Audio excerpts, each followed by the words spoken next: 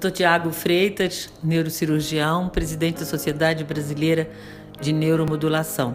O que é Parkinson? É um distúrbio no sistema nervoso central? Quais são as causas e os sintomas? Quais são os primeiros sintomas do Parkinson? Então, Mônica, o Parkinson é uma doença neurológica, né? E é uma doença que a gente chama de neurodegenerativa, ou seja, causada por uma degeneração, né, de algumas regiões cerebrais que causam alteração no funcionamento do cérebro, principalmente pela falta de um neurotransmissor que chama dopamina.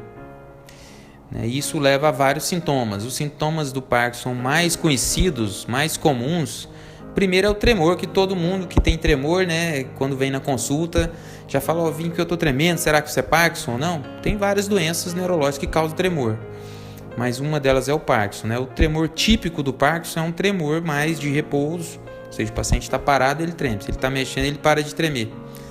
É um tremor tipo contar dinheiro, a gente fala, né? Parece que o paciente está contando dinheiro assim, um tremor mais de amplitude grande. Esse é um sintoma. Outro sintoma é a rigidez muscular. Esse está presente em todos os pacientes praticamente. O paciente tem rigidez das articulações. Outro sintoma é a lentidão de movimento. O paciente começa a ficar mais lento para se mexer, mais lento para caminhar. A face do paciente fica mais sem expressão. A escrita começa a diminuir. Geralmente isso começa de um lado do corpo, progressivamente vai avançando para o outro lado, né? E alguns outros sintomas, tem alguns sintomas que antecedem esses sintomas clássicos, né? Por exemplo, depressão, às vezes antecede um sintoma, 40% dos pacientes Parkinson têm depressão, e na verdade era um sintoma já de desorganização cerebral pelo Parkinson, que acontece. Perda de cheiro, de olfato, às vezes isso acontece 2 anos antes, 1 ano antes de começar a ter sintoma motor, que a gente conhece, o mais clássico é o sintoma motor, né? Então são esses sintomas mais comuns, né? Mais homens ou mais mulheres? Tem uma discreta predominância feminina, mas assim, é meio a meio, né? A partir de que idade? Então o Parkinson, classicamente, né, quando ele começa a partir dos 55, 60 anos. Quando ele vem antes disso, a gente chama de Parkinson juvenil. O que é isso? É um Parkinson que começou muito cedo. Então já vi paciente de 25 anos com Parkinson.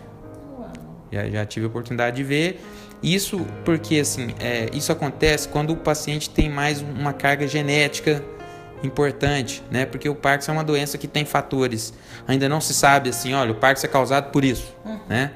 Mas a gente sabe que tem fatores genéticos, ou seja, de alterações gênicas, né? E alterações ambientais, ou seja, de algum fator que modifica o gene que para de produzir, né? Começa a lesar aquela região do cérebro que produz a dopamina e leva ao sintoma. Então, alguns pacientes que têm um componente genético mais forte aparecem mais cedo. E, doutor Tiago, o que todo mundo quer saber, claro, tem cura? Qual é o tratamento? Tem uma cirurgia que é algo assim diferente do tratamento medicamentoso? Então, o Parkinson, falar em cura do Parkinson ainda a gente não tem, né? Cura mesmo. Nós temos controle, assim como a maioria das doenças em medicina, né? A gente tem controle.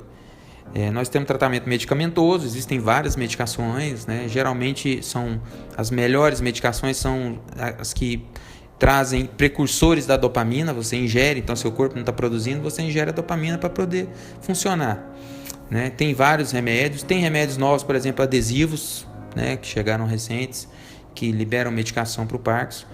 E uma parte desses pacientes que usam remédio, então a maioria dos pacientes vai conseguir controlar os sintomas com medicação, né?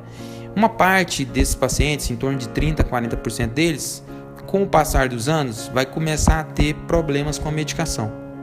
Vai ter que aumentar demais a dose do remédio, ou vai ter que começar a ter complicações do excesso de remédio.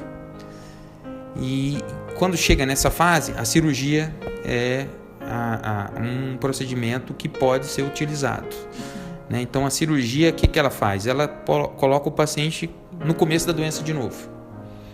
Ela retrocede. Isso, ela controla o tremor, ela controla a rigidez, ela controla a lentidão de movimentos, ela pode ajudar na marcha, ela pode diminuir a medicação, geralmente pela metade da dose que o paciente já usa. Então ela dá uma qualidade de vida extra ao paciente, né? A cirurgia hoje que a gente faz é a mais comum, é um implante de eletrodo cerebral profundo, que chama. Então a gente implanta um marca-passo mesmo, um chip, na região específica do cérebro, uma região muito nobre, muito pequena, que a gente localiza utilizando algumas técnicas especiais de cirurgia. E esse marca-passo produz uma corrente eletromagnética que regula o circuito que está alterado pela falta de dopamina. Então o paciente volta, né, a ter um controle melhor daquele circuito e principalmente dos sintomas motores, né? É importante dizer que a cirurgia ela é feita por profissionais que têm que ter formação para isso, né? É uma área muito específica da neurocirurgia. E a cirurgia, ela tem que ter, para o paciente ter um bom resultado, ele tem que ter uma boa indicação. Então tem que ser muito bem triado. Ele tem que ter uma avaliação de memória, ele tem que fazer uma avaliação do estado do cérebro com ressonância, ele tem que fazer testes específicos. Se ele é um bom candidato, a chance dele ter um bom resultado altíssima, né, no controle. E o senhor disse que ele volta ao estágio inicial. Que ganho de tempo, mais ou menos, é esse em qualidade de vida? Essa pergunta é bastante interessante, né? Isso varia muito. Então, a média em torno de 10 anos, às vezes mais, 15 anos, né? Tem paciente que fez cirurgia há 15 anos que mantém benefício, né? É lógico que a doença continua progredindo, né? E com o passar do tempo, às vezes a gente vai ter que fazer um ajuste de novo de medicações, etc. Mas geralmente é uma média de 5 a 10 anos, talvez mais, né? Que a cirurgia dá aquele ganho de qualidade de vida, né, para o paciente. E essa é uma especificidade da neuromodulação?